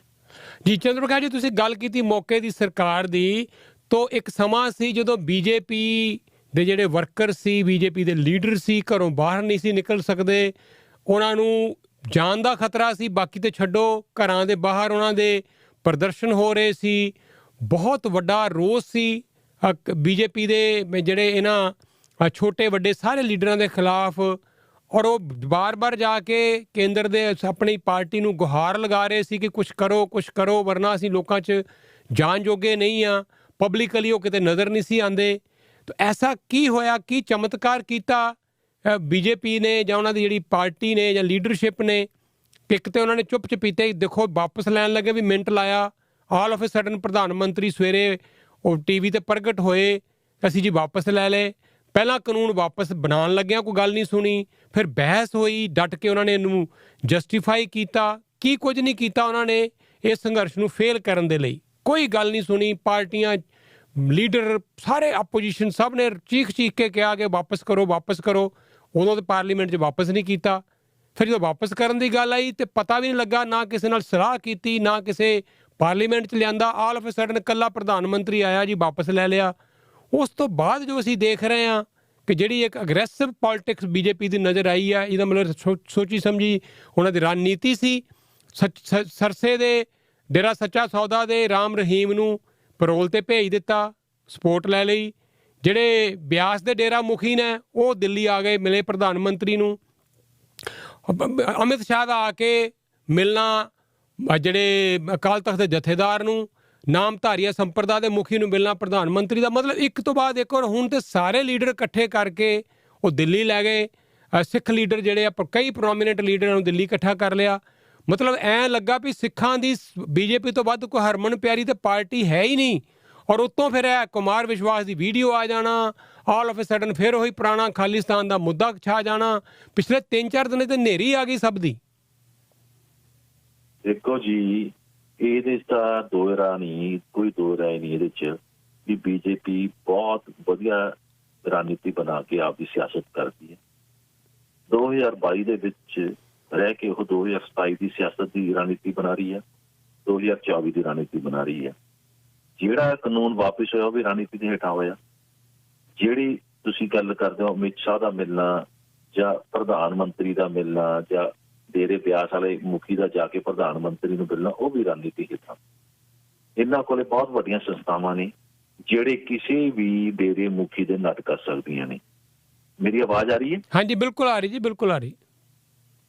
ਕਿਸੇ ਵੀ ਡੇਰੇ ਮੁਖੀ ਦੇ ਨੱਟ ਕਸੇ ਜਾ ਸਕਦੇ ਨੇ, ਕਿਸੇ ਵੀ ਧਾਰਮਿਕ ਸੰਸਥਾਵਾਂ ਦੇ ਮੁਖੀ ਦੇ ਨੱਟ ਕਸੇ ਜਾ ਸਕਦੇ ਨੇ। ਇਹਨਾਂ ਕੋਲੇ ਬਹੁਤ ਤਰ੍ਹਾਂ ਦੀਆਂ ਅਜਿਹੀਆਂ ਏਜੰਸੀਜ਼ ਨੇ, ਅਜਿਹੀਆਂ ਸੰਸਥਾਵਾਂ ਨੇ। ਇੱਕ ਦੂਜੀ ਗੱਲ ਜਿਹੜੀ ਤੁਸੀਂ ਕਹਿੰਦੇ ਵੀ ਸਿੱਖਾਂ ਨੂੰ ਇਹ ਲੱਗਣਾ ਸ਼ੁਰੂ ਹੋ ਗਿਆ ਵੀ ਬੀਜੇਪੀ ਸਾਡੀ ਸਭ ਤੋਂ ਉਹ ਜਮਾਤ ਆ ਜਿਹੜੀ ਸਾਡੇ ਹਿੱਤਾਂ ਦੀ ਰਾਖੀ ਕਰਦੀ ਹੈ ਤੇ ਸਾਨੂੰ ਪਿਆਰ ਕਰਦੀ ਆ। ਇਹਦੇ 'ਚ ਤਾਂ ਕੋਈ ਸ਼ੱਕ ਨਹੀਂ। ਬੀਜੇਪੀ ਨੇ ਸਿੱਖ ਨਸਲਕੁਸ਼ੀ ਦੇ ਕੁਝ ਬੰਦਿਆਂ ਨੂੰ ਸਜ਼ਾਵਾਂ ਦਿਵਾਉਣ ਦੇ ਲਈ ਯਤਨ ਤਾਂ ਕੀਤਾ, ਟਰਾਇਲ ਨੂੰ ਐਕਸਪੀਡੀਟ ਤਾਂ ਕੀਤਾ। ਇੱਕ ਦੂਜੀ ਗੱਲ, ਬੀਜੇਪੀ ਨੂੰ ਸਿੱਖ ਲੀਡਰਸ਼ਿਪ ਦੀ ਲੋੜ ਆ। ਪੰਜਾਬ 'ਚ ਉਹਨੂੰ ਸਿੱਖ ਲੀਡਰਸ਼ਿਪ ਦੀ ਲੋੜ ਪੈਣੀ ਹੈ, ਕਿਉਂਕਿ ਉਹਨਾਂ ਨਾਲ ਬਾਦਲਾਂ ਨਾਲ ਵੀ ਉਹਨਾਂ ਨੇ ਭੁਗਤਣਾ, ਦੂਜੇ ਜਿਹੜੇ ਹੋਰ ਫਰਿੰਜ ਐਲੀਮੈਂਟਸ ਨੇ ਉਹਨਾਂ ਨਾਲ ਵੀ ਭੁਗਤਣਾ। ਇਸ ਕਰਕੇ ਰੈਡੀਮੇਡ ਲੀਡਰਸ਼ਿਪ ਜੇ ਬੀਜੇਪੀ ਨੂੰ ਮਿਲਦੀ ਆ ਤਾਂ ਬੀਜੇਪੀ ਉਸ ਨੂੰ ਆਪ ਨਾਲ ਜੋੜੂਗੀ। ਉਹਦੇ ਲਈ ਬੀਜੇਪੀ ਨੂੰ ਚਾਹੇ ਸ਼੍ਰੀ ਅਕਾਲ ਤਖਤ ਦੇ ਜਥੇਦਾਰ ਨੂੰ ਮਿਲਣਾ ਪਵੇ, ਚਾਹੇ ਆਪਣੀ ਦੂਜੀ ਨਾਮਧਾਰੀ ਪਰੰਪਰਾ ਦੇ ਮੁਕਤੀ ਨਾਲ ਮਿਲਣਾ ਪਵੇ। ਬੀਜੇਪੀ ਆਪਣੇ ਇਨਰੋਡਸ ਬਣਾ ਰਹੀ ਆ ਪੜਨ ਦੇ ਲਈ, ਤੇ ਬੀਜੇਪੀ ਕਿਸੇ ਹੱਦ ਤੱਕ ਕਾਮਯਾਬ ਵੀ ਹੋ ਚੁੱਕੀ ਆ। ਬੀਜੇਪੀ ਨੂੰ ਪੰਜਾਬ ਦੇ ਵਿੱਚ ਪਿਛਲੇ ਜਿੱਦਣ ਦੇ 19 ਨਵੰਬਰ ਤੋਂ ਬਾਅਦ ਜਿੰਨੇ ਕਾਨੂੰਨ ਵਾਪਸ ਹੋਣ ਤੋਂ ਬਾਅਦ ਜਿੰਨੀ ਸਿੱਖ ਲੀਡਰਸ਼ਿਪ ਬੀਜੇਪੀ ਨੂੰ ਮਿਲੀ ਆ, ਬੀਜੇਪੀ ਨੂੰ ਤਾਂ ਇੰਨੀ ਸਿੱਖ ਲੀਡਰਸ਼ਿਪ 5 ਸਾਲਾਂ 'ਚ ਨਹੀਂ ਮਿਲਣੀ ਸੀਗੀ। ਬਹੁਤ ਵੱਡੇ ਵੱਡੇ ਕਦਾਵਰ ਨੇਤਾ ਇਹਨਾਂ ਜੁਆਇਨ ਕਰਕੇ, ਠੀਕ ਹੈ, ਆਪਦੇ ਇਲਾਕੇ ਦੇ ਕਦਾਵਰ ਨੇਤਾ, ਉਹ ਕੱਲ੍ਹ ਨੂੰ ਬੀਜੇਪੀ ਦੀ ਲੀਡਰਸ਼ਿਪ ਬਣ ਕੇ 2024 ਪਾਰਲੀਮੈਂਟ ਤੇ 2027 ਵਿਧਾਨ ਸਭਾ ਲਈ ਬੀਜੇਪੀ ਕੋਲ ਤਾਂ ਤਿਆਰ ਨੇ। ਇਸ ਕਰਕੇ ਇਹ ਬੀਜੇਪੀ ਦਾ ਜਿਹੜਾ ਸਿੱਖ ਸਮੁਦਾਇ ਦੇ ਪ੍ਰਤੀ ਮੋਹ ਆ, ਉਹਦੇ ਵਿੱਚ ਬੀਜੇਪੀ ਦੀ ਆਪਦੀ ਸਿਆਸਤ ਆ। ਬੀਜੇਪੀ ਨੇ ਜੇ ਪੰਜਾਬ ਸਿਆਸਤ ਕਰਨੀ ਆ ਤੇ ਆਪਦੀ ਸਰਕਾਰ ਬਣਾਉਣੀ ਆ, ਤਾਂ ਸਿੱਖ ਵਰਗ ਤੋਂ ਬਗੈਰ ਬੀਜੇਪੀ ਕੁਝ ਨਹੀਂ ਕਰ ਸਕਦੀ। ਤੇ ਬੀਜੇਪੀ ਸਿੱਖ ਵਰਗ ਨੂੰ ਖੁਸ਼ ਕਰਨ ਲਈ ਜੇ 2 ਕਾਨੂੰਨ ਹੋਰ ਵੀ ਕੋਈ ਵਾਪਸ ਲੈਣੇ ਪਏ, ਸਿੱਖ ਬੰਦੀਆਂ ਦੀ ਰਿਹਾਈ ਵੀ ਕਰਨੀ ਪਈ, ਉਹ ਵੀ ਕਰੂਗੀ। ਇਹ ਤਾਂ ਬੀਜੇਪੀ ਦਾ ਮੋਹ ਦਾ ਸੀ। ਹੁਣ ਤੁਹਾਡਾ ਸਵਾਲ ਸੀਗਾ ਵੀ 4 ਦਿਨਾਂ 'ਚ ਹਨੇਰੀ ਆ ਗਈ, ਇਹ ਵੀ ਰਣਨੀਤੀ ਦਾ ਹਿੱਸਾ, ਇਹ ਵੀ ਰਣਨੀਤੀ ਦਾ ਹਿੱਸਾ। ਹਿੰਦੂ ਕੰਸੋਲੀਡੇਟ ਕਿਵੇਂ ਹੋਏਗਾ? ਦੇਖੋ ਨਾ, ਛੋਟੇ ਬੱਚਿਆਂ ਨੂੰ ਆਪਾਂ ਮਾਊ ਤੋਂ ਡਰਾਉਂਦੇ ਕਿ ਮਾਊ ਆ ਜਾਊਗਾ, ਬੱਚੇ ਸੌ ਜਾ, ਮਾਊ ਆ ਜਾਊਗਾ। ਮਾਊ ਦੇਖਿਆ ਨਹੀਂ ਕਿਸੇ ਨੇ ਜੀ। ਸਾਡੇ ਕੋਲ ਖਾਲਿਸਤਾਨ ਦਾ ਮਾਊ ਹੈਗਾ ਜੀ, ਸਾਡੇ ਕੋਲ ਡਰਾਉਣ ਦਾ ਸਾਧਨ ਹੈਗਾ। ਅਸੀਂ ਡਰਾਵਾਂਗੇ ਵੀ ਖਾਲਿਸਤਾਨ ਬਣ ਜਾਊਗਾ, ਹਿੰਦੂ ਡਰ ਜਾਣਗੇ। ਹਿੰਦੂ ਡਰ ਜਾਣਗੇ, ਕਾਂਗਰਸ ਹਾਸ਼ੀਏ ਤੇ ਚਲੇਗੀ, ਹਿੰਦੂ ਫਿਰ ਕਿੰਨੇ ਉਲਰਨਗੇ, ਬੀਜੇਪੀ ਕਿੰਨੇ ਉਲਰਨਗੇ। ਤੇ ਬੀਜੇਪੀ ਇਹ ਯਕੀਨ ਦਿਵਾਊਗੀ ਵੀ ਅਸੀਂ ਜੀ ਭਾਈਚਾਰਕ ਸਾਂਝ ਵੀ ਬਣਾ ਕੇ ਰੱਖਾਂਗੇ, ਅਸੀਂ ਖਾਲਿਸਤਾਨ ਵੀ ਨਹੀਂ ਹੁੰਦੇ ਦਿੰਦੇ, ਅਸੀਂ ਆਹ ਪੜ੍ਹਦੇ 4 ਬੰਦੇ ਸੋਨੀਪਤ ਪੜ੍ਹਦੇ, ਅਸੀਂ ਆਹ ਡਰੋਨ ਪੜ੍ਹਦੇ, ਅਸੀਂ ਆਹ ਟਿਫਨ ਬੰਬ ਪੜ੍ਹ ਲਿਆ, ਠੀਕ ਹੈ ਜੀ, ਸਾਡੀ ਏਜੰਸੀ ਨੇ ਆਹ ਕਰਤਾ, ਅਸੀਂ ਫੌਜਾਂ ਲਾਤੀਆਂ। ਤੇ ਬੀਜੇਪੀ ਨੇ ਅਲਟੀਮੇਟਲੀ ਪੰਜਾਬ ਦੇ ਹਿੰਦੂ ਨੂੰ ਡਰਾ ਕੇ ਹਰਿਆਣੇ ਤੇ ਵੋਟਾਂ ਲੈਣੀਆਂ, ਦਿੱਲੀ 'ਚ ਵੀ ਲੈਣੀਆਂ। ਇਹ ਹਊਆ ਚੱਲਣਾ ਹੀ ਚੱਲਣਾ। ਬੀਜੇਪੀ ਦੀ ਜਿਹੜੀ ਸਿਆਸਤ ਆ, ਉਹ ਹਿੰਦੂ ਦਾ ਜੇ ਮਨ ਦੇ ਵਿੱਚ ਡਰ ਪੈਦਾ ਹੋਊਗਾ ਕਿਸੇ ਵੀ ਚੀਜ਼ ਦਾ, ਖਾਲਿਸਤਾਨ ਦਾ, ਪਾਕਿਸਤਾਨ ਦਾ, ਬੀਜੇਪੀ ਦੇ ਸਿਆਸੀ ਹਿੱਤਾਂ ਦੀ ਪੂਰਤੀ ਉਦੋਂ ਹੀ ਹੋ ਸਕਦੀ ਹੈ। ਉਹ ਤਾਂ ਰਣਨੀਤੀ ਦਾ ਹਿੱਸਾ ਤਾਂ ਚੱਲੇਗਾ, ਵੀ ਅੱਗੇ ਵੀ ਚੱਲੇਗਾ। ਇਸ ਕਰਕੇ ਇਹ ਕੋਈ ਹੈਰਾਨੀ ਵਾਲੀ ਗੱਲ ਨਹੀਂ, ਇਹ ਹਿੱਸਾ ਚੱਲਦਾ ਹੀ ਰਹੇਗਾ ਜਿੰਨਾ ਚਿਰ ਬੀਜੇਪੀ ਦੀ ਸਿਆਸਤ ਚੱਲਦੀ ਰਹੇਗੀ। ਯੂਪੀ 'ਚ ਖਾਲਿਸਤਾਨ ਦਾ ਮੁੱਦਾ ਨਹੀਂ ਚੱਲੇਗਾ, ਯੂਪੀ 'ਚ ਪਾਕਿਸਤਾਨ ਚੱਲੇਗਾ, ਇਮਰਾਨ ਖਾਨ ਚੱਲੇਗਾ, ਠੀਕ ਹੈ। ਚਾਈਨਾ, ਕਿਉਂਕਿ ਚਾਈਨਾ ਦਾ ਸਾਡਾ ਅਰੁਣਾਚਲ ਸ਼ਾਇਦ ਚਾਈਨਾ ਚੱਲ ਪਏ, ਵੀ ਇਹ ਰਣਨੀਤੀ ਦੇ ਹਿੱਸੇ ਨੇ, ਠੀਕ ਹੈ। ਇਸ ਕਰਕੇ ਚੱਲਣਗੇ। ਇਹ ਬਹੁਤ ਵਧੀਆ ਸਿਆਸਤ ਹੈ ਇੱਕ ਤਰ੍ਹਾਂ ਦੀ, ਵੀ ਬਗੈਰ ਕਿਸੇ ਬੰਦੇ ਨੂੰ ਕਿ ਆਪਦੇ ਨਾਲ ਜੋੜਨਾ, ਬਗੈਰ ਕਿਸੇ ਦੇ ਹਾੜੇ ਕੱਤੇ ਆਪਦੇ ਨਾਲ ਜੋੜਨਾ। ਬਹੁਤ ਬਹੁਤ ਸ਼ੁਕਰੀਆ ਤੁਹਾਡਾ ਚੰਦਰ ਪ੍ਰਕਾਸ਼ ਜੀ। 5 ਸਾਲ ਬੇਰੁਜ਼ਗਾਰੀ ਦੀ ਗੱਲ ਚੱਲਦੀ ਹੈ, ਮਾਸਟਰਾਂ ਦੀ ਕੁੱਟ ਹੁੰਦੀ ਹੈ, 5 ਸਾਲ ਰਿਸ਼ਵਤਖੋਰੀ ਦੀ ਗੱਲ ਚੱਲਦੀ ਹੈ, ਪੰਜਾਬ ਦਾ ਜਿਹੜਾ ਢੇਰੀ ਹੋ ਰਿਹਾ ਢਾਂਚਾ ਹੈ ਉਹਦੀ ਗੱਲ ਚੱਲਦੀ ਹੈ, ਖਤਮ ਹੋ ਰਹੀ ਕਿਸਾਨੀ ਦੀ ਗੱਲ ਚੱਲਦੀ ਹੈ, ਪੰਜਾਬ ਦੇ ਵਾਤਾਵਰਨ ਦਾ ਜਿਹੜਾ ਇਸ ਵੇਲੇ ਜੋ ਪੰਜਾਬੀ 'ਚ ਮੈਂ ਕਹਾਂ ਜੀ ਬੇੜਾ ਗਰਕ ਹੋ ਰਿਹਾ, ਉਹਦੀ ਗੱਲ ਚੱਲਦੀ ਹੈ। ਸਾਰੀਆਂ ਗੱਲਾਂ ਚੱਲਦੀਆਂ 5 ਸਾਲ, ਲੇਕਿਨ ਵੋਟਾਂ ਵੇਲੇ ਆ ਕੇ 5 ਦਿਨਾਂ ਦੇ ਵਿੱਚ ਐਸਾ ਕੀ ਹੋ ਜਾਂਦਾ ਹੈ ਕਿ ਸਾਰੇ ਮੁੱਦੇ ਦਰਕਿਨਾਰ, ਕਿਸੇ ਨੂੰ ਚੇਤਾ ਵੀ ਨਹੀਂ ਰਹਿੰਦਾ ਵੀ ਪੰਜਾਬ ਦੇ ਜਿਹੜੇ 5 ਸਾਲ ਕੋਸਦੇ ਰਹਿੰਦੇ ਸਰਕਾਰਾਂ ਨੂੰ, ਉਹ 5 ਦਿਨਾਂ ਦੇ ਵਿੱਚ ਕੀ ਵਾਪਰ ਜਾਂਦਾ ਆ ਕੇ ਕਿ ਸਾਰਾ ਕੁਝ ਉਲਟ ਫੇਰ ਹੋ ਜਾਂਦਾ ਹੈ। ਅੱਛਾ, ਤੁਸੀਂ ਮੋਟੇ ਤੌਰ 'ਤੇ ਪਲੀਜ਼ ਇਹ ਦੱਸੋ ਹੁਣ ਜਾਂਦੇ ਜਾਂਦੇ ਕਿ ਜੇ ਕਿਸੇ ਵੀ ਪਾਰਟੀ ਨੂੰ ਬਹੁਮਤ ਮਿਲਦਾ ਤਾਂ ਨਜ਼ਰ ਨਹੀਂ ਆ ਰਿਹਾ, ਮੋਸਟਲੀ ਜਿਹੜੇ ਫਿਲਹਾਲ ਅਨਓਫੀਸ਼ੀਅਲ ਜਿਹੜੇ ਸਰਵੇ ਆ ਰਹੇ ਆ, ਕਿਉਂਕਿ ਅਫੀਸ਼ੀਅਲ ਸਰਵੇ ਤਾਂ ਨਹੀਂ ਆਏ, ਐਗਜ਼ਿਟ ਪੋਲ ਨਹੀਂ ਆਏ, ਪਰ ਅਨਓਫੀਸ਼ੀਅਲੀ ਇਹ ਆ ਰਿਹਾ ਕਿ ਕਿਸੇ ਨੂੰ ਵੀ ਮੈਜੋਰਟੀ ਸਰਕਾਰ ਬਣਦੀ ਨਜ਼ਰ ਨਹੀਂ ਆ ਰਹੀ। ਕਿਸੇ ਨੂੰ 25 ਦੱਸ ਰਹੇ ਆ, ਕਿਸੇ ਨੂੰ 30, ਕਿਸੇ ਨੂੰ 40, ਕਿਸੇ ਨੂੰ 20। ਤਾਂ ਪੰਜਾਬ ਦਾ ਤੁਸੀਂ ਕੀ ਨਕਸ਼ਾ ਦੇਖ ਰਹੇ ਹੋ 10 ਤਾਰੀਖ ਤੋਂ ਬਾਅਦ? ਇੱਕ ਨਾ ਆਪਣੇ ਪਿੰਡਾਂ ਦੇ ਵਿੱਚ, ਸ਼ਹਿਰਾਂ ਦੇ ਵਿੱਚ ਨਾ ਕਠਪੁਤਲੀ ਦੇ ਸ਼ੋਅ ਹੁੰਦੇ ਸੀਗੇ। ਅੱਛਾ ਜੀ, ਤੁਹਾਨੂੰ ਯਾਦ ਹੋਣਾ। ਹਾਂ ਬਿਲਕੁਲ ਜੀ, ਆਪਦੇ ਸਰੋਤਿਆਂ ਦੇ ਦਰਸ਼ਕਾਂ ਨੂੰ ਸਮਝਾ ਸਕਦੇ ਹੋ ਚੰਗੀ ਤਰ੍ਹਾਂ ਜੀ। ਫਿਰ ਉਹ ਸੈਂਟਰ ਦੇ ਹੱਥ ਹੋਣਗੀਆਂ ਤਾਰਾਂ, ਕਠਪੁਤਲੀਆਂ ਹੋਣਗੀਆਂ ਸਾਰੀਆਂ ਪਾਰਟੀਆਂ ਸੈਂਟਰ ਦੀਆਂ, ਠੀਕ ਹੈ। ਸੈਂਟਰ ਜਿੱਥੇ ਜਿਹਨੂੰ ਚਾਹੇਗਾ ਉਹਨੂੰ ਅੱਗੇ ਕਰ ਦੇਗਾ, ਜਦੋਂ ਚਾਹੇਗਾ ਪ੍ਰੈਜ਼ੀਡੈਂਟ ਰੂਲ ਲਾ ਦੇਗਾ। ਜੇ ਕਿਸੇ ਨੂੰ ਐਬਸੋਲੂਟ ਮੈਜੋਰਟੀ ਨਹੀਂ ਆਉਂਦੀ ਤਾਂ ਤੁਸੀਂ ਯਾਨੀ ਕਿ ਇਹ ਸਮਝੋ ਵੀ ਸੈਂਟਰ ਦਾ ਰਾਜ ਚੱਲੇਗਾ ਇੱਥੇ। ਉਹ ਚਾਹੇ ਕਾਂਗਰਸ ਦੇ ਥਰੂ ਕਰ ਲੈਣ, ਚਾਹੇ ਅਕਾਲੀਆਂ ਦੇ ਥਰੂ ਕਰ ਲੈਣ, ਚਾਹੇ ਆਪ ਦੇ ਥਰੂ ਕਰ ਲੈਣ, ਚਾਹੇ ਉਹ ਆਪਣੇ ਆਪ ਕਰ ਲੈਣ, ਉਹ ਸੈਂਟਰ ਦੀ ਹੀ ਸਰਕਾਰ ਹੋਏਗੀ, ਸੈਂਟਰ ਦੇ ਹੀ ਪੱਪੜ ਬਣ ਕੇ ਚੱਲਣਗੇ। ਤੋ ਇਹਦਾ ਮਤਲਬ ਚੰਦਰ ਪ੍ਰਕਾਸ਼ ਜੀ, ਅੱਜ ਤੋਂ ਮਹੀਨਾ ਪਹਿਲਾਂ, 2 ਮਹੀਨੇ ਪਹਿਲਾਂ ਕਿਹਾ ਜਾ ਰਿਹਾ ਸੀ ਕਿ ਬੀਜੇਪੀ ਨੂੰ ਸ਼ਾਇਦ 2 ਸੀਟਾਂ ਨਾ ਮਿਲਣ ਪੰਜਾਬ ਦੇ ਵਿੱਚ। ਹਾਲਾਤ ਇਹ ਬਣੇ ਪਏ ਸੀ ਬੀਜੇਪੀ ਦੇ, ਕਿਉਂਕਿ ਮੇਰਾ ਉਹ ਕਲਾਸ ਫੈਲੋ ਹੈ ਅਸ਼ਵਨੀ ਸ਼ਰਮਾ, ਜਿਹੜਾ ਪੰਜਾਬ ਦਾ ਪ੍ਰਧਾਨ ਆ ਮੇਰਾ, ਅਸੀਂ ਇਕੱਠੇ ਪੜ੍ਹੇ ਹਾਂ 11th ਤੱਕ ਇੱਕੋ ਹੀ ਕਲਾਸ 'ਚ ਹਾਂ। ਇੱਕੋ ਹੀ ਮਹੱਲੇ ਤੋਂ ਗਲੀ ਤੋਂ ਆ ਅਸੀਂ, ਤੇ ਮੇਰੀ ਉਹਦੇ ਨਾਲ ਹੁਣ ਕੱਲ੍ਹ ਨੂੰ ਗੱਲ ਹੋਣੀ ਹੈ, ਅਸੀਂ ਉਹਨਾਂ ਨੂੰ ਕੱਲ੍ਹ ਇੰਟਰਵਿਊ ਕਰਾਂਗੇ ਪ੍ਰਵਾਸੀ ਰੇਡੀਓ 'ਤੇ ਵੀ। ਉਹ ਗੱਲ ਬੀਜੇਪੀ ਵਾਲੀ ਬਾਅਦ 'ਚ ਗੱਲ ਕਰਦੇ ਹਾਂ, ਪਰ ਜੋ ਸਾਨੂੰ ਜਾਣਕਾਰੀ ਮਿਲ ਰਹੀ ਸੀ ਕਿ ਬੀਜੇਪੀ ਈਵਨ ਅਸ਼ਵਨੀ ਸ਼ਰਮਾ ਦੀ ਆਪਣੀ ਸੀਟ ਖਤਰੇ 'ਚ ਸੀ ਕਿਸੇ ਵੇਲੇ, ਪਰ ਬੀਜੇਪੀ ਅੱਜ 15, 20, 25 ਸੀਟਾਂ ਦੀ ਗੱਲ ਕਰਨ ਲੱਗ ਪਈ ਹੈ। ਤਾਂ ਮੈਨੂੰ ਐਂ ਲੱਗ ਰਿਹਾ ਕਿ ਬੀਜੇਪੀ ਦੇ ਦੋਵੇਂ ਹੱਥ ਲੱਡੂ ਹੈ। ਇੱਕ ਤਾਂ ਜੋ ਆਪਣੀਆਂ ਸੀਟਾਂ 15 ਵੀ ਲੈ ਗਏ ਤਾਂ ਵੀ ਖੁਸ਼, ਤੇ ਜੇ ਨਾ ਬਣੀ ਕਿਸੇ ਦੀ ਮੈਜੋਰਟੀ ਤੇ ਤਾਂ ਵੀ ਪਾਵਰ ਤੇ ਉਹਨਾਂ ਕੋਲ ਹੀ ਰਹੀ ਫਿਰ ਇੰਡਾਇਰੈਕਟਲੀ। ਦੇਖੋ ਫਿਰ ਤੁਸੀਂ ਮੇਰੇ ਵਾਲੀ ਗੱਲ ਨੂੰ ਠੀਕ ਤੇ ਸਹੀ ਸਾਬਿਤ ਕਰਤਾ ਜੀ ਕਿ ਬੀਜੇਪੀ ਇੱਕ ਰਣਨੀਤੀ ਦੇ ਹੇਠਾਂ ਕੰਮ ਕਰਦੀ ਹੈ। ਕਾਂਗਰਸ ਤੇ ਬੀਜੇਪੀ 'ਚ ਇਹੀ ਫਰਕ ਆ। ਬੀਜੇਪੀ ਆਪਣੀ ਰਣਨੀਤੀ ਬਣਾ ਕੇ ਚੱਲਦੀ ਆ। ਬੀਜੇਪੀ ਨੂੰ ਪਤਾ ਵੀ ਕਿਹੜਾ ਵਰਗ ਕਿਵੇਂ ਟੈਕਲ ਕਰਨਾ, ਕਿਹੜਾ ਵਰਗ ਕਿਵੇਂ ਟੈਕਲ ਕਰਨਾ। ਬੀਜੇਪੀ ਦੀ 2 ਸੀਟਾਂ ਨਹੀਂ ਸੀ, ਬੀਜੇਪੀ ਦੀ 0 ਸੀਟ ਸੀ ਜਦੋਂ ਇਲੈਕਸ਼ਨ ਸ਼ੁਰੂ ਹੋਇਆ, ਇਲੈਕਸ਼ਨ ਦਾ ਮਾਹੌਲ ਸ਼ੁਰੂ ਹੋਇਆ ਜੀ। ਬੀਜੇਪੀ ਨੂੰ ਇੱਕ ਵੀ ਨਹੀਂ ਹੁੰਦੀ। ਹੌਲੀ 2 ਤੇ ਪਹੁੰਚੀ। ਸੱਟੇ ਵਾਲੇ 7 ਦਿਨ ਲੱਗ ਗਏ ਇਹਨਾਂ ਨੂੰ। ਅੱਜ ਜਿਹੜਾ ਸੱਟਾ ਚੱਲਦਾ ਸਾਡੇ ਸੱਟੇ ਵਾਲੇ 7 ਸੀਟਾਂ ਦੇਣ ਲੱਗ ਗਏ। ਚਲੋ ਇੱਕ ਤਾਂ 7 ਸੀਟਾਂ ਬੀਜੇਪੀ ਇਸ ਮਾਹੌਲ 'ਚ ਲੈ ਜਾਏਗੀ ਜਦੋਂ ਕਿਸਾਨੀ ਸੰਘਰਸ਼ ਨੇ ਬੀਜੇਪੀ ਨੂੰ ਬਾਹਰ ਹੀ ਨਹੀਂ ਨਿਕਲਦਾ ਘਰਾਂ 'ਚੋਂ। ਇਹ ਬਹੁਤ ਵੱਡੀ ਬੀਜੇਪੀ ਦੀ ਪ੍ਰਾਪਤੀ ਹੋਏਗੀ ਜੇ 7 ਵੀ ਲੈ ਜਾਂਦੀ ਹੈ। ਦੂਜਾ ਬੀਜੇਪੀ ਜੇ ਦੇਖਿਆ ਵੀ ਕਿਸੇ ਨੂੰ ਐਬਸੋਲੂਟ ਮੈਜੋਰਟੀ ਨਹੀਂ ਆਈ ਤਾਂ ਬੀਜੇਪੀ ਦਾ ਹੀ ਰਾਜ ਕਰੇਗੀ। ਬੀਜੇਪੀ ਆਪ ਹੀ ਰਾਜ ਕਰੇਗੀ, ਥਰੂ ਪ੍ਰੈਜ਼ੀਡੈਂਟ ਰੂਲ ਕਰੇਗੀ। ਤੇ ਇਸ ਕਰਕੇ ਹਰੇਕ MLA ਨੂੰ ਬੀਜੇਪੀ ਕੋਲੇ ਜਾ ਕੇ ਝੁਕਣਾ ਹੀ ਪੈਣਾ ਆਪਦੇ ਇਲਾਕਿਆਂ ਦੇ ਕੰਮ ਕਰਾਉਣ ਲਈ, ਆਪਦੇ ਨਿੱਜੀ ਕੰਮ ਕਰਾਉਣ ਲਈ। ਇਸ ਕਰਕੇ ਤੁਹਾਡੇ ਇਹ ਕਹਿਣਾ ਬਿਲਕੁਲ ਵਾਜਬ ਆ ਕਿ ਦੋਹਾਂ ਹੱਥਾਂ 'ਚ ਲੱਡੂ ਨੇ ਬੀਜੇਪੀ ਦੇ, ਬਿਲਕੁਲ ਦੋਹਾਂ ਹੱਥਾਂ 'ਚ ਲੱਡੂ ਨੇ ਇਸ ਵੇਲੇ। ਇਹ ਲੱਡੂ ਕਿਉਂ ਨੇ ਬੀਜੇਪੀ ਦੇ ਇਸ ਵੇਲੇ ਹੱਥਾਂ 'ਚ ਲੱਡੂ? ਕਾਂਗਰਸ ਦਾ ਨਜਾਇਜ਼ ਤੌਰ ਤੇ ਕਮਜ਼ੋਰ ਹੋਣਾ, ਚੰਨੀ ਦਾ ਲੋਕਾਂ ਨੂੰ ਇਸ ਗੱਲ ਤੋਂ ਨਾ ਜਵਾਬ ਦੇਣਾ ਵੀ 10 ਕਰੋੜ ਉਹਦੇ ਭਤੀਜੇ ਦੇ ਘਰੇ ਕਿਉਂ ਮਿਲਿਆ। ਠੀਕ ਹੈ, ਲੋਕਾਂ ਦੇ ਵਿੱਚ ਇਹ ਪਰਸੈਪਸ਼ਨ ਬਣ ਗਈ ਵੀ ਇਹ 10 ਕਰੋੜ ਕਿੱਥੇ ਜਾਣਾ ਸੀ, ਕਿਹਦਾ ਸੀ, ਕਿੱਥੋਂ ਆਇਆ। ਠੀਕ ਹੈ, ਅਕਾਲੀਆਂ ਦਾ ਬੇਅਦਬੀ ਦੇ ਵਿੱਚ ਲਿਪਤ ਹੋ ਜਾਣਾ, ਜਿਹੜਾ ਲੋਕਾਂ ਨੇ ਅਕਾਲੀਆਂ ਨੂੰ ਬੜੀਆਂ ਲਾਹਨਤਾਂ ਪਾਈਆਂ ਵੀ ਤੁਸੀਂ ਬੇਅਦਬੀ ਤੁਹਾਡੇ ਰਾਜ ਦੇ ਵਿੱਚ ਹੋਈ, ਉਹ ਲੋਕਾਂ ਨੂੰ ਸੈਟਿਸਫੈਕਟਰੀ ਆਨਸਰ ਨਹੀਂ ਦੇ ਸਕੇ। ਤੇ ਇਸ ਕਰਕੇ ਖੋਰਾ ਲੱਗਿਆ ਉਹਨਾਂ ਦੀ ਕ੍ਰੈਡੀਬਿਲਿਟੀ ਨੂੰ। ਤੇ ਬੀਜੇਪੀ ਨੂੰ ਹਲੇ ਇਸ ਤਰ੍ਹਾਂ ਦਾ ਕੋਈ ਖੋਰਾ ਨਹੀਂ ਲੱਗਿਆ। ਕਿਸਾਨੀ ਸੰਘਰਸ਼ ਕਰਕੇ ਬੀਜੇਪੀ ਹਾਸ਼ੀਏ ਤੇ ਗਈ ਸੀ, ਉਹ ਹੌਲੀ ਰੀਬਾਊਂਸ ਕਰ ਰਹੀ ਆ। ਤੇ 2024 ਚ ਬੀਜੇਪੀ ਦਾ ਦ੍ਰਿਸ਼ ਹੋਏਗਾ ਤੇ 2027 ਪਰਮਾਤਮਾ ਤੁਹਾਡੀ ਲੰਮੀ ਉਮਰ ਕਰੇ ਤੇ ਆਪਾਂ 2027 ਫੇਰ ਵੀ ਗੱਲ ਕਰੇ, ਮੇਰੀ ਵੀ ਉਮਰ ਲੰਮੀ ਕਰੇ। ਬਿਲਕੁਲ ਜੀ, 2027 ਦੇ ਵਿੱਚ ਬੀਜੇਪੀ ਇੱਕ ਬਹੁਤ ਵੱਡੀ ਫੋਰਸ ਬਣ ਕੇ ਉੱਭਰੇਗੀ। ਜੇ ਆਪਾਂ ਕਿਤੇ 2027 ਚ ਗੱਲ ਕੀਤੀ ਤੇ ਗੱਲ ਯਾਦ ਰਹੀ ਤਾਂ ਤੁਸੀਂ ਮੇਰੀ ਗੱਲ ਲਿਖ ਲਓ ਵੀ 2027 ਦੇ ਵਿੱਚ ਪੰਜਾਬ ਦੇ ਵਿੱਚ ਬੀਜੇਪੀ ਬਹੁਤ ਵੱਡੀ ਫੋਰਸ ਬਣ ਕੇ ਨਿਕਲੇਗੀ। ਤੇ 2027 ਦੇ ਵਿੱਚ ਮੈਂ ਤੁਹਾਨੂੰ ਫੇਰ ਕਹਿਣਾ ਵੀ ਸ਼ਾਇਦ ਅਕਾਲੀ ਦਲ, ਠੀਕ ਹੈ, ਜਿਹੜਾ ਮੇਨ ਅਕਾਲੀ ਦਲ ਆ, ਉਹ ਇੰਨਾ ਕੁ ਖੋਰਾ ਲੱਗ ਚੁੱਕਿਆ ਹੋਵੇ ਉਹਨੂੰ ਕਿ ਉਹ ਬਹੁਤ ਛੋਟਾ ਦਲ ਬਣ ਕੇ ਰਹਿ ਜੀ। ਠੀਕ ਹੈ ਜੀ, ਚੰਦਰ ਪ੍ਰਕਾਸ਼ ਜੀ ਬਹੁਤ ਬਹੁਤ ਸ਼ੁਕਰੀਆ। ਮੇਰੇ ਖਿਆਲ ਬੀਜੇਪੀ ਦੇ ਲੀਡਰ ਨੇ ਮਹਿਸੂਸ ਕਰ ਲਿਆ ਸੀ ਕਿ ਹਰ ਵਾਰੀ ਅਕਾਲੀ ਦਲ ਸਾਨੂੰ ਵਰਤਦਾ ਹੈ। ਜੋ ਪ੍ਰਾਈਮ ਮਿਨਿਸਟਰ ਨੇ ਕਿਹਾ ਵੀ ਆ ਕੇ ਜਲੰਧਰ ਦੇ ਵਿੱਚ, ਉਹਨਾਂ ਨੇ ਕਿਹਾ ਕਿ ਅਸੀਂ ਤੇ ਇਹਨਾਂ ਦੇ ਥੱਲੇ ਲੱਗੇ ਰਹੇ ਹਮੇਸ਼ਾ ਹੀ। ਇੱਕ ਸਮਾਂ ਐਸਾ ਵੀ ਆਇਆ ਕਿ ਅਸੀਂ ਗਿੜਗਿੜਾਉਂਦੇ ਰਹੇ ਕਿ ਸਾਨੂੰ ਡਿਪਟੀ ਚੀਫ ਮਿਨਿਸਟਰਸ਼ਿਪ ਤੇ ਦੇ ਦਿਓ।